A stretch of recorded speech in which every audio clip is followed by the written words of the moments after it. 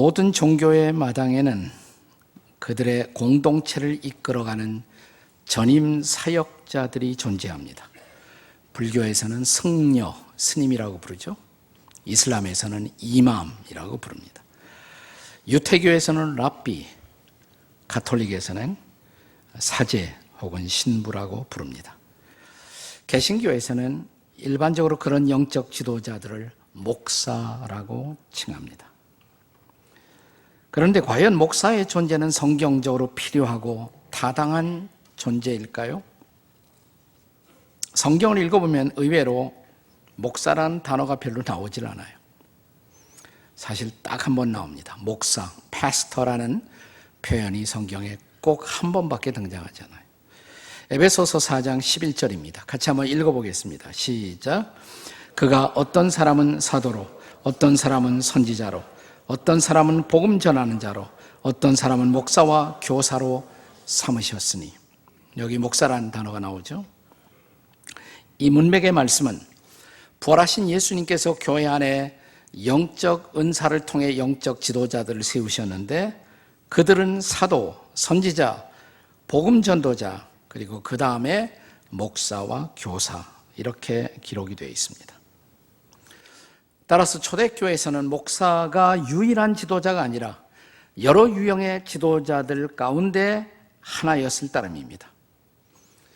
역사적으로 이 목사직은 초대교회 이후에 교회가 제도화되는 과정에서 특별히 종교개혁 이후에 개신교를 대표하는 직제로 발전하게 된 것입니다.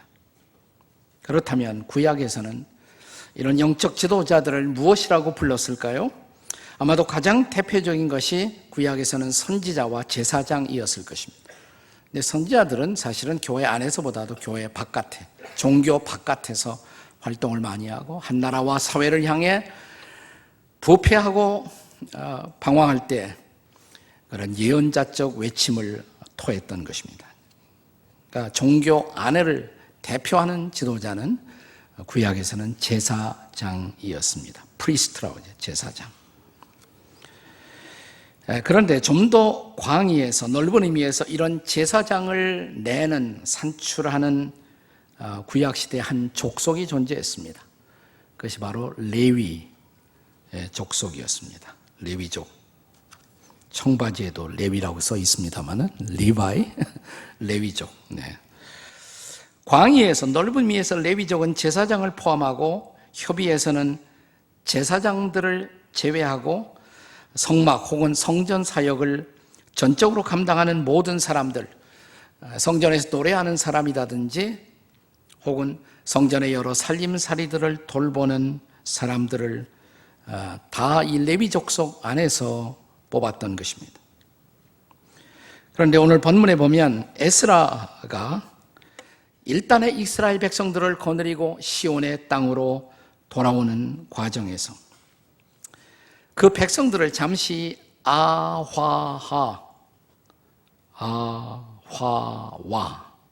강가에 3일 동안 머물게 합니다. 그리고 중요한 일을 한 가지 시행합니다. 이 강은 아마 유프라데스 강의 한 지류였을 것이라고 생각이 되는데 거기 이스라엘 백성들이 아마 많이 모이는 지역이었을 거예요.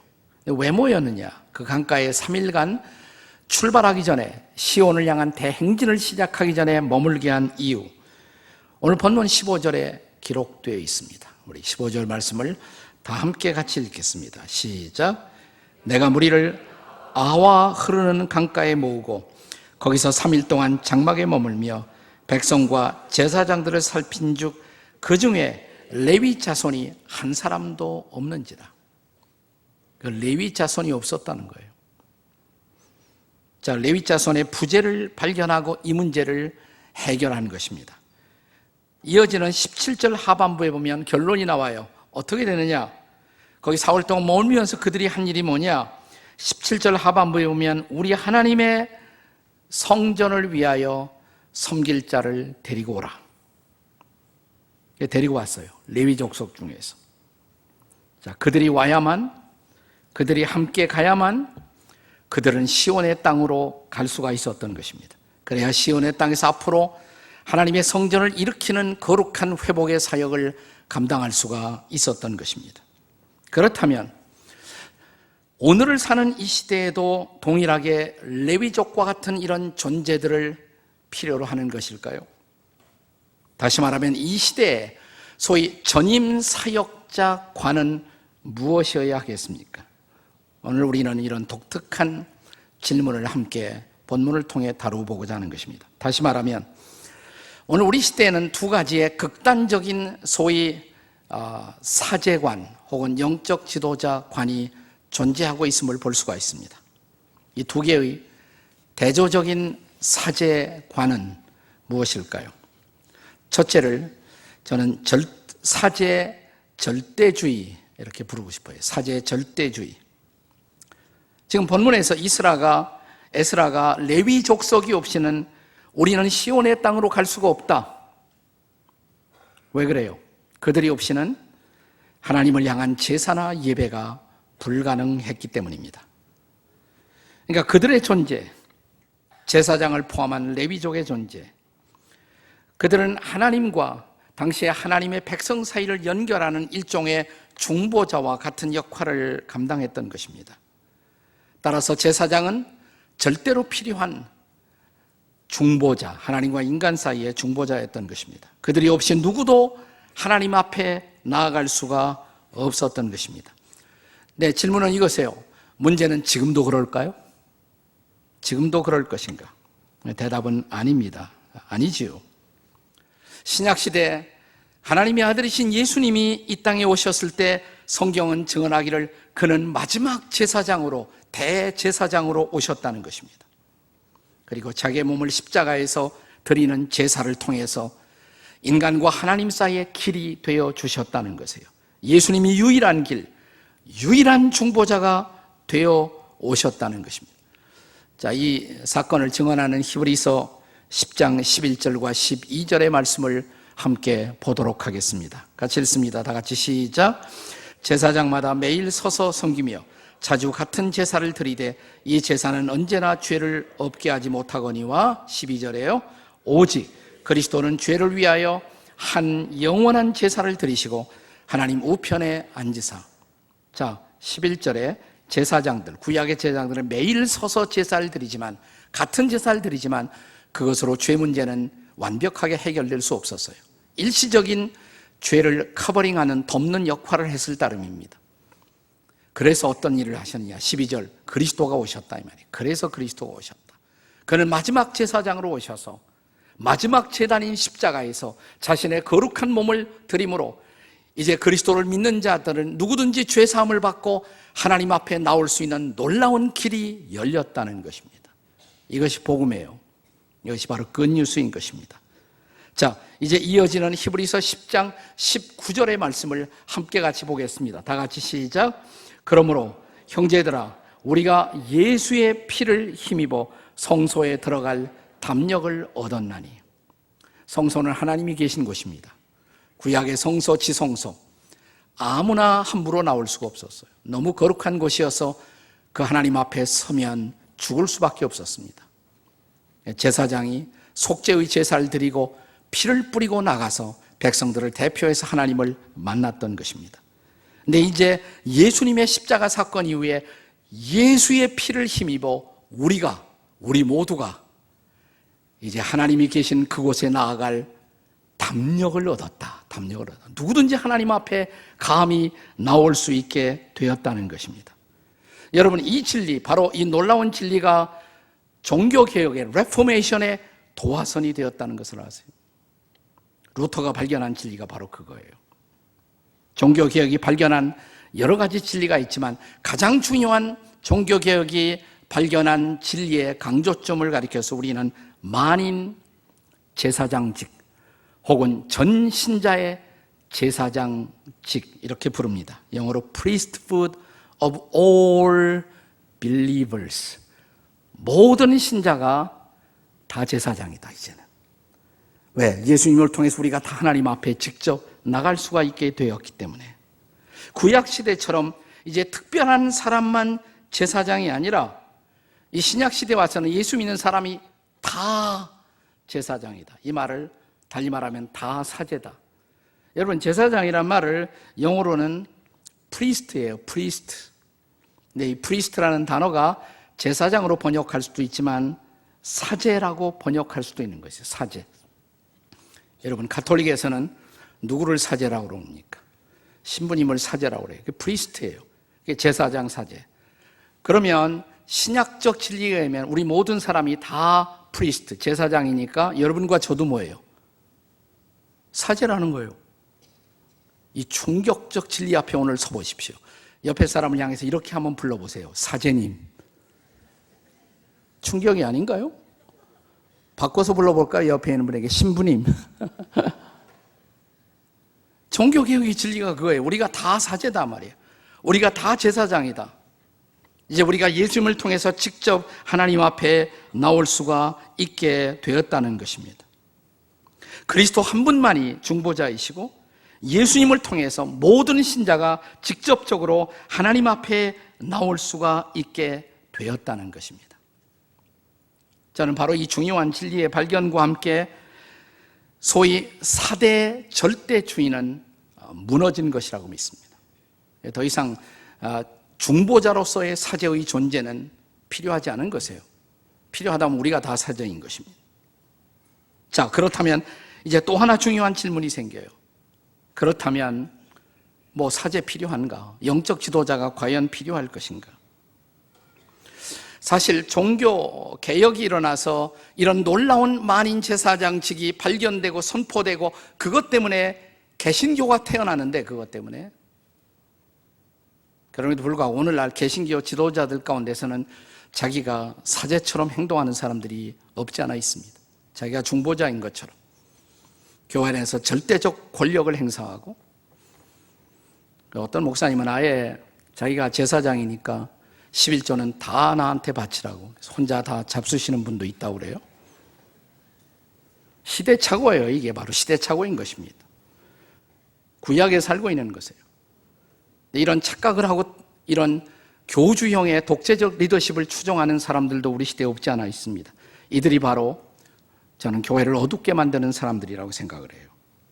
자, 그렇다면 이제 과연 사제가 필요하지 않다면 영적 지도자라는 존재도 과연 필요할까라는 또 하나의 질문을 제기하지 않을 수가 없습니다. 이런 또 하나의 극단적 사제관, 사제 절대주의에 실망한 사람들이 종종 채택하는 것이 뭐냐면 사제 무용주의. 사제는 필요 없다. 자, 이 견해가 옳은가? 이 두 번째 또 하나의 극단적인 사제관, 사제 무용주의를 함께 살펴보고자 합니다. 사실상 종교개혁 이후에 개신교의 일부에서는 이런 사제 무용주의를 지지하는 그룹들이 생겨났습니다. 대표적인 것이 우리 한국이나 일본 같은 동양권에서도 무교회주의라는 그룹. 교회라는 조직체가 필요한 것이 아니고 그냥 예수 믿는 사람들이 모여서 성경 공부하고 개인적으로 섬기면 되지 조직화된 교회나 혹은 지도자라는 것은 필요하지 않다. 이게 무교회주의적 생각을 가진 사람들이. 혹은 개신교 교파 가운데 형제 교단이 있습니다. 브레든이라는 교단이에요. 이단은 아니에요.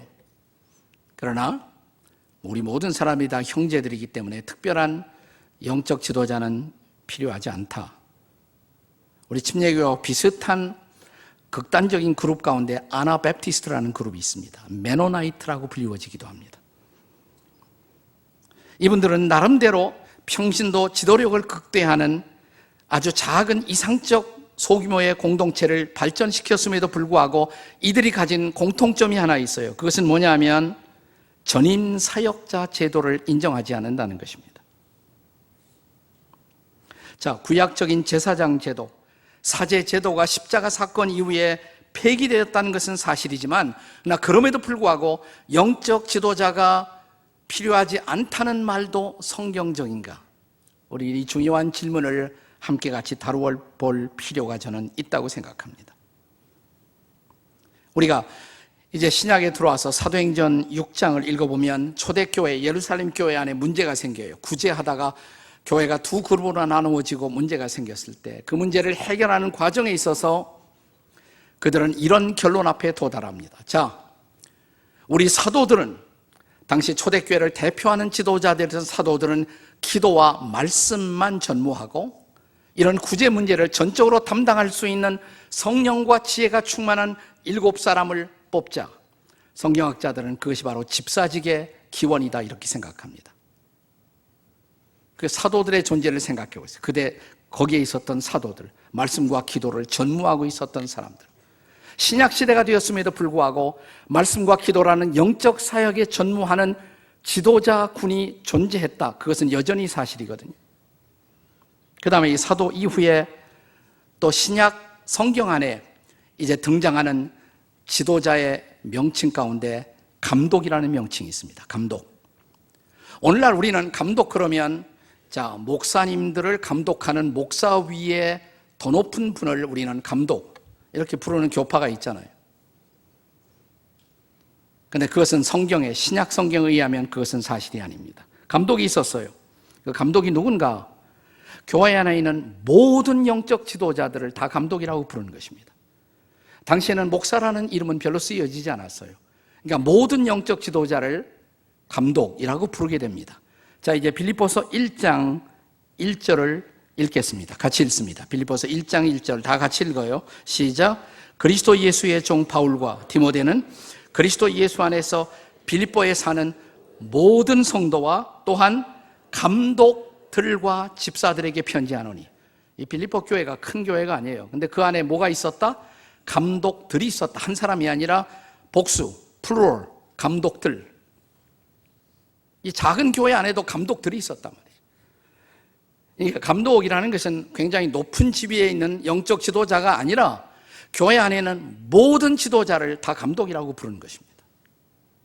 자, 이 명칭이 어디에서 유래했을까?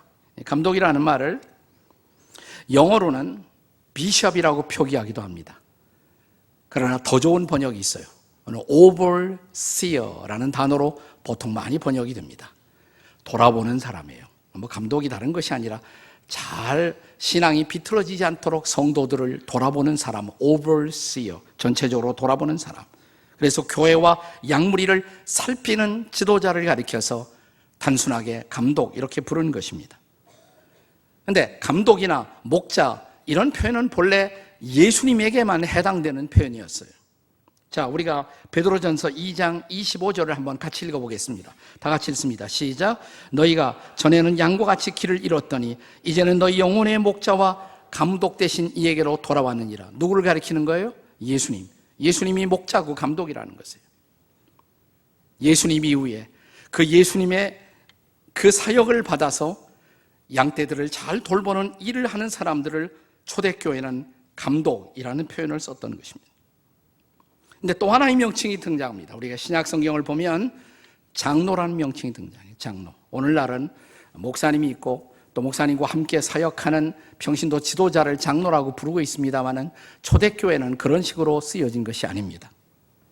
장로라는 것은 일종의 직제가 아니라 단순하게 존경받는 지도자를 칭하는 호칭이었어요. 영어로는 엘더라고 그러죠. 존경하는 분, 존경받는 분이라는 뜻입니다. 그러니까 신약시대는 사실상 감독, 목사 혹은 장로 똑같은 사람을 가리키는 말이에요. 교회 공식적으로는 감독이라고 부르고 양무리를 돌보기 때문에 그는 존경을 받아 마땅하는 사람이라는 의미에서 장로님 혹은 목사, 목자라는 이름이 함께 통용되고 있었던 모습을 볼 수가 있습니다.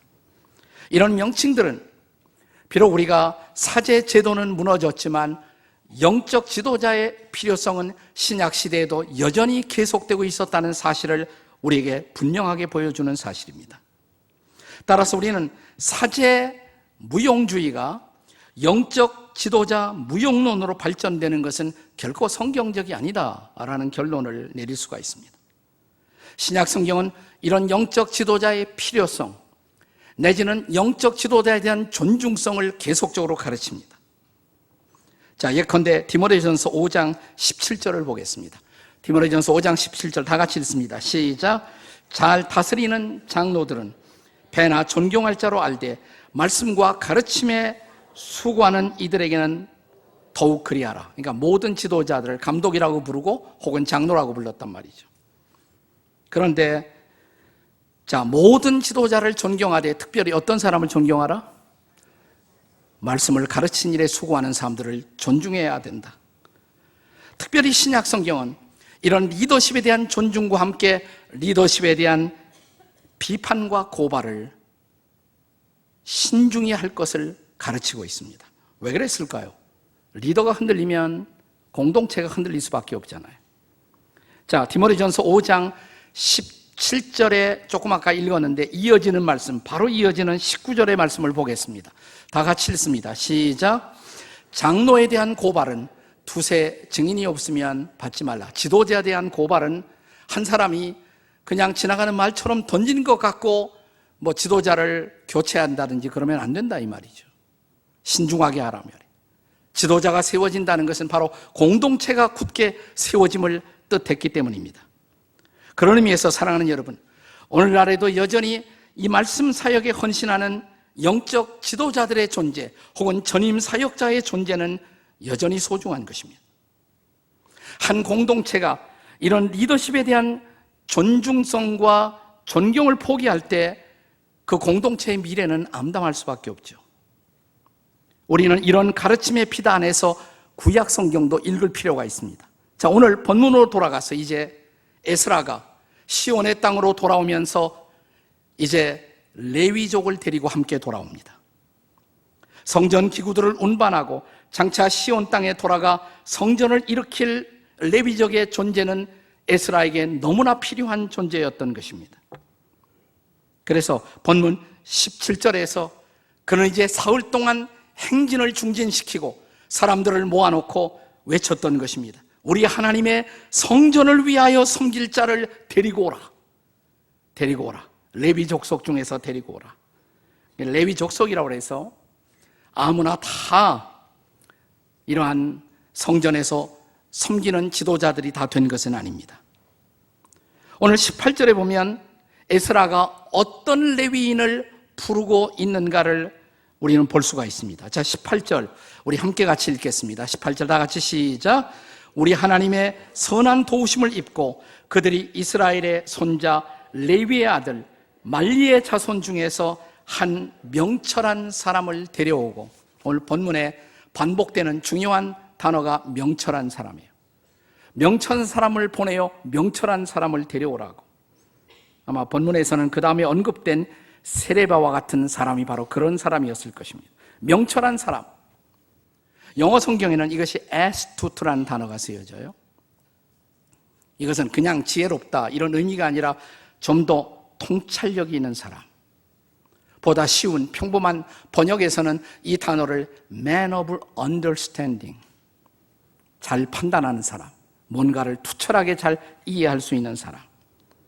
사랑하는 여러분, 그렇다면 오늘날도 하나님 나라 영적 사역을 감당할 이런 통찰력 있는 지도자들의 존재 얼마나 소중한 것입니까? 과거에 한때 한국 교회 안에서는 이런 말들이 회자되었죠. 목사가 누가 되느냐? 예비고사 떨어지는 사람들이 목사가 된다. 그런 말들이 있었어요. 그게 얼만큼 통계적으로 사실인지는 잘 모르겠어요. 근데 그것이 만약 사실이었다면, 그래서 그런 사람들이 오늘날의 한국교회 지도자가 되었다면, 오늘날 한국교회가 이 세상에서 비판을 받고 흔들리고 있는 그 원인은 너무나도 자명한 것이죠. 그 책임을 누구에게 물어야 할까요? 흥미로운 사실 하나는, 우리 교회 안에 중요한 지도자군을 형성하고 있는 장로님, 권사님 이런 분들도, 집사님들도 어느 날 자기 자식이 집에 와서 아빠, 엄마, 나 신학교 갈까 봐. 그럼 어떤 반응을 보이십니까, 여러분? 제일 먼저 그것을 막는 사람들이 여러분들 아니에요? 야, 목사 될 사람 많아. 넌 안 해도 돼. 넌 공부나 해. 그러지 않았어요? 내 똑똑한 자식만은 신학교 가면 안 된다고. 내 잘 나가는 자식은 더 잘 나가는 일을 감당해야 한다고 막았던 사람이 누구예요? 그렇다면, 그래서 못난 교회 지도자들이 오늘날 교회의 영적 지도자들이 되었고, 그들이 교회를 제대로 감당하지 못해서 오늘 한국 교회가 흔들리고 아픔을 경험하고 있다면 그 책임 여러분에게 없어요?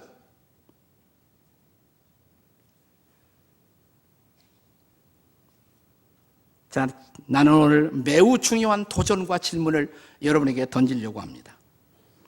이제 이 땅에 다시 한번 부흥이 일어나야 한다면, 한국교회가 다시 한번 새로워지고 일어나야 한다면, 내가 그렇게 아끼는 우리 자식들, 내 똑똑한 자식들, 지혜로운 자식들이 하나님의 일을 할 수 있도록 하나님의 나라를 위해 내 자식들을 드릴 용의가 있어요? 별로 반응이 없잖아요. 아브라함이 자기의 사랑하는 아들, 하나밖에 없는 아들, 약속의 아들 이삭을 모리아의 제단에 드렸던 것처럼 오늘 내가 그렇게 귀히 아끼는 내 자식들을 십자가의 제단에, 복음의 제단에, 미래의 하나님의 나라 사역의 제단에 내 자식들을 기꺼이 바칠 부모들이 오늘 우리들의 교회 안에 얼마나 되느냐 이 말이에요. 저는 오늘도 시대와 함께 변치 않는 이 하나님의 말씀을 통해서, 오늘 본문 같은 말씀을 통해서 강력하게 우리에게 들려오는 음성이 있습니다. 내 나라, 내 교회를 섬길 자들을 데리고 와라. 데리고 와라. 그렇습니다. 새로운 시대에 다시 한번 이 땅에 무너진 교회들을 재건하고 일으키고, 다시 한번 교회가 세상의 희망이고, 그리고 이 땅을 새롭게 하는 거룩한 빛이 되기 위하여 기쁘게 우리가 사랑하는 젊은 세대들을 하나님의 제단에 다시 한번 바치는 역사, 그것을 위해서 기도하셔야 합니다. 한때 신학교에는 지원자들이 넘쳐났어요. 요즘 신학교의 숫자가 긴급하게 줄어들고 있습니다. 제가 그저께도 한 신학교 교수님을 만났는데, 목사님 요즘 신학교에 사람이 안 와요. 한 목사님을 만났는데 작년에 선교사 훈련센터에 한 사람도 선교사가 입소하지 않아서 훈련을 못했답니다. 이 심각한 위기를 보십시오. 한국교회의 위기는 다른 데 있는 것이 아니에요. 여러분이 이 위기를 돌파하기 위해서, 나는 오늘 중요한 도전을, 이 말씀을 준비하면서 내 마음속에 다가왔어요. 내가 이제부터 돌아다니면서 우리 부모들에게 자식들 신학교 보내라고 도전해야겠다. 오늘 첫 번째로 하는 겁니다. 다른 데도 가서 계속 할 겁니다. 제가 이제 하나님이 제게 말씀하셨어요. 이제 그 일 하라고. 오늘 이 도전 앞에 누가 응답하시겠습니까? 아니, 내 사랑하는 자식들이, 아니 우리의 젊은 세대들이, 똑똑한 우리의 세대들이 하나님의 나라와 예수 그리스도의 몸된 교회를 위해서, 복음의 거룩한 사역을 위해서 자신들의 인생을 헌신할 수 있도록 여러분이 도와주시겠습니까?